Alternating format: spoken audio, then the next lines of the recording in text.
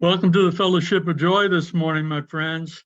This is the day that the Lord has made, and we will rejoice and be glad in it.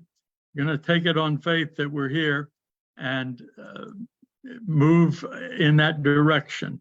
You may have checked us a second ago on the other feed that we began, and if that failed, you have my apologies.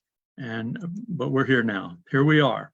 And so hopefully you're with us and we're sharing together. Well, this is the day that the Lord has made. We will rejoice and be glad in it. It's a wonderful thing to have direction in our lives. Can you imagine a life with no direction? God just puts you down in the middle of the wilderness and says to you, figure it all out. And you're asking, well, where am I going? And so, well, figure it out. Where am I right now? Well, figure it out. How do I get there? Well, figure it out. And that was not the way God treated the children of Israel. When he brought them into the wilderness, he was bringing them out of slavery. Now, in slavery, they were told everything to do all the time, and it was not for their benefit. They were not being treated well, obviously. They were slaves. It was all for the benefit of their masters, who were cruel masters, who beat them and abused them and forced their labor. But when God brought them into the wilderness, they were suddenly free. And it wasn't long before God's servant, their leader, Moses, went to the mountaintop and received from God a law. Now, they called that law the Torah, and the Torah gave them instructions for living. You may think, well, there are a lot of don'ts in there. Well, most all of the don'ts in the Torah were addressing, as I recently heard, our basic instincts to abuse other people to get what we want. And so there were limits. There were actually limits to how much you could punish someone for offending the law or offending you. There were limits on what you could do in business, and as far as price gouging even. The law touched on so many of the basic principles for living, namely, how do you live a life of reverence to God and respect for people?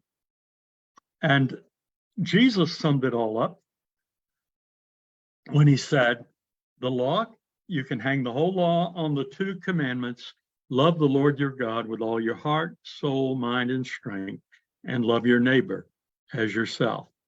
Well, our key verse today is from Moses' sermon at the end of his part of leadership of the people as the children of Israel are about to enter the promised land. And he says to them, if you will obey this law, if you will keep these commandments, you will be blessed, your life will be full. And he encourages them, choose life. Now, I may be frozen, but I'm going to keep talking. If I'm frozen, maybe I'm the chosen frozen. But if you obey the commandment of the Lord that I'm commanding you today by loving the Lord your God, walking in his ways and observing his commandments and decrees and ordinance, you will live in the land that you are entering to possess. Well, Jesus comes along in the Sermon on the Mount hundreds of years later, and he says, you have heard it said, but I say to you. Was he contradicting the law when he did that? No, he was fulfilling the law. He was taking us back to the intent of the law to help us understand what God had already intended and had always intended in giving his commands. Most of this I have posted on the blog. And since I'm fairly sure that I am frozen on Facebook, I'm going to bring it to a close. I'm going to pin the You link. are not frozen on Facebook. Oh, see that? Now that is good news. I am not frozen on Facebook, so I'm going to keep talking. I just really want to make 4 brief points to you today. One is, the law is a gift. The psalmist understood that. He said, "Blessed are they who keep his testimonies and seek him with the whole heart." It is a blessing to seek God through God's law. The greatest thing that God reveals through his law is his righteous, holy, loving, fair character.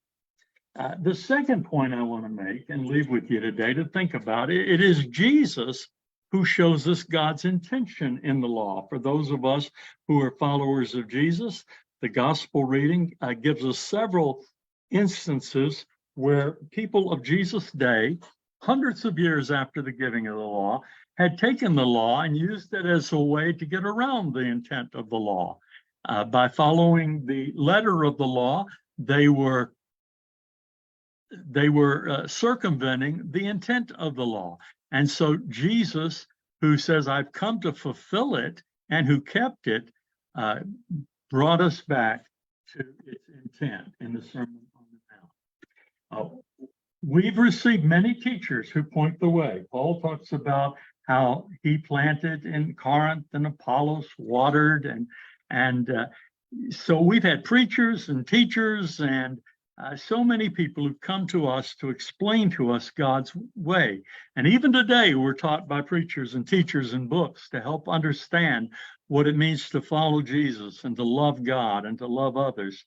But we need to remember that our primary teacher is God himself. And a lone Christian isolated in a place where no teachers are available with a Bible can understand enough about following Jesus to do so faithfully. So be grateful for your teachers, but seek God in your study as well. Walk in God's ways. And the final point I want to leave with you is that the choice is always ours.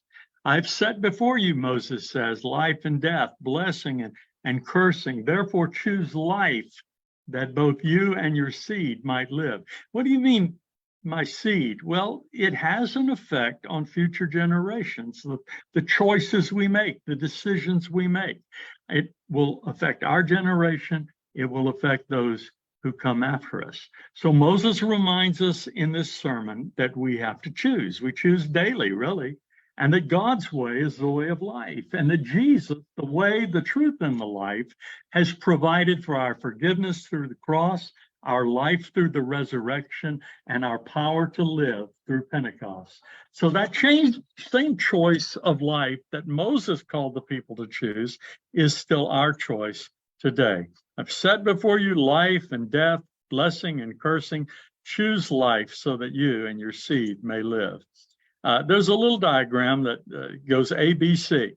A, acknowledge that maybe you've blown it. Maybe you have failed to live God's way, that many times you have not chosen life. But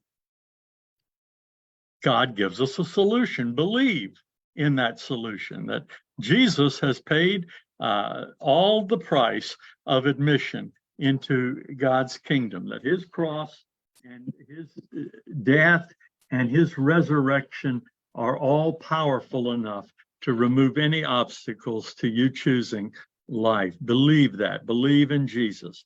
And then confess that he's the one who's going to guide you into a life of observance and a life of following and a life in the kingdom. And then may the Lord bless you and keep you.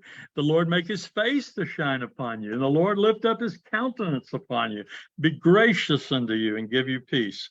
Would you join me in the Lord's Prayer? Our Father, which art in heaven, hallowed be thy name. Thy kingdom come, thy will be done on earth as it is in heaven. Give us this day our daily bread, and forgive us our trespasses as we forgive those who trespass against us. And lead us not into temptation, but deliver us from evil. For thine is the kingdom and the power and the glory forever and ever. Amen.